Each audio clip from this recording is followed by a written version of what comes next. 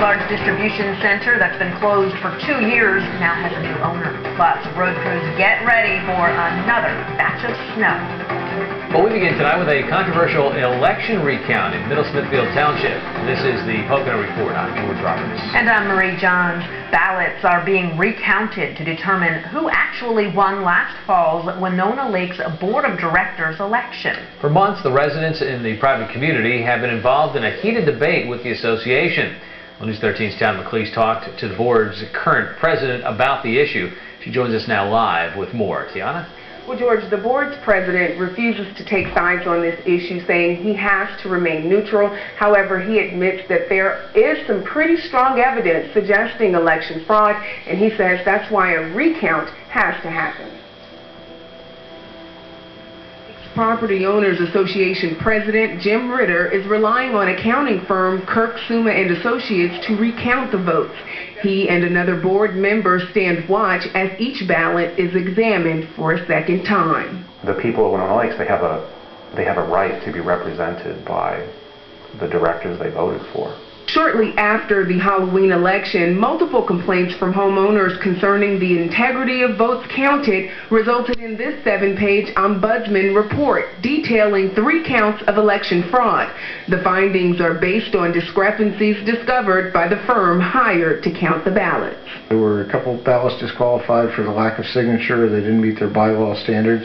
And then there were 44 ballots that were presented in duplicate, and these were disqualified for that purpose. The investigation reveals 2 distinct inconsistencies. First, the duplicate ballots were mailed in envelopes distinctly different from those approved by the association. Secondly, duplicates allegedly show an identical voting pattern. I think it stinks. Louis Seneca is a 34-year resident of Winona Lakes. He believes board members voted out may be using this recount as a way to stay in office. The people that were thrown out of office, voted out of office, were the ones in charge of the voting to begin with. Just because this happened doesn't mean the candidates themselves are involved. Any supporter of a candidate or anyone who doesn't like another candidate could have done this. We just never know. Expert analysis shows, among other things, that official envelopes were printed with a spelling typo. Instead of Stroudsburg, they read Stroudsbug. The ballots in question mysteriously have the correct spelling. I was shocked. Again, I think democratic elections are a right of all free people, and I think that really something needs to be done.